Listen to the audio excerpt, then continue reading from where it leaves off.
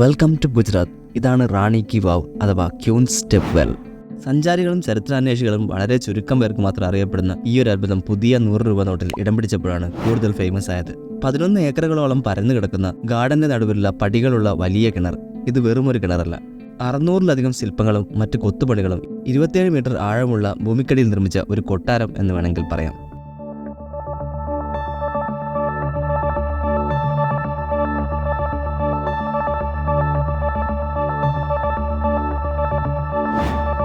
Ranish, welcome back to the channel foodie traveller. എൻട്രൻസിൽ 35 രൂപയ്ക്ക് ticket എടുത്ത് നേരെ ഈ മനോഹരമായ 11 ഏക്കർ വ്യാപിച്ചു കിടക്കുന്ന ഗാർഡനിലേക്ക് കയറാം. ഞങ്ങൾ നോർത്ത് ഇന്ത്യൻ ട്രിപ്പ് തുടങ്ങിയിട്ട് ഇത്രയും വൃത്തിയും വെൽ മെയിൻറ്റൈൻഡും ആയ ഒരു ടൂറിസ്റ്റ് പ്ലേസ് കണ്ടിട്ടില്ല. അത്രക്കും ക്ലീനായി മരങ്ങളും നടക്കുന്ന വഴികളും എല്ലാം വളരെ നന്നായി മെയിൻറ്റൈൻ ചെയ്തിട്ടുണ്ട് ഇവിടെ. അതിന് ഗുജറാത്ത് ടൂറിസത്തെ അഭിനന്ദിച്ചേ മതിയാവും.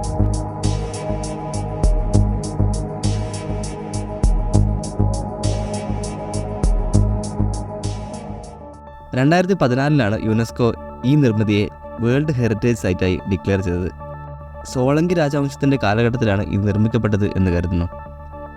സോളങ്കി ഭരണ രാജാവായ ഭീംദേവ് ഒന്നാമന്റെ സ്നേഹസ്മരണക്കായി അദ്ദേഹത്തിന്റെ ഭാര്യ ഉദയമതി രാജ്ഞിയാണ് റാണി കി വാവ് നിർമ്മിച്ചതെന്ന് പറയപ്പെടുന്നു.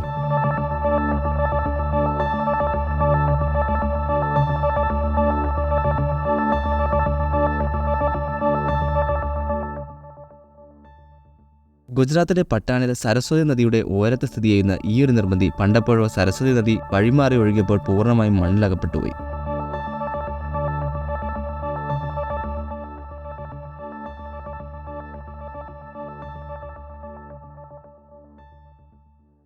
പിന്നീട് 1980-കളിൽ ആർക്കിയോളജിക്കൽ സർവേ ഓഫ് ഇന്ത്യ കണ്ടെത്തുകയും പുനഃസ്ഥാപിക്കുകയും ചെയ്തു. ചരിത്രവും ചരിത്ര നിർമ്മിതികളും ഇഷ്ടപ്പെടുന്നവർ തീർച്ചയായും കണ്ടിരിക്കേണ്ട ഒന്നാണ് റാണി കി വാവ്.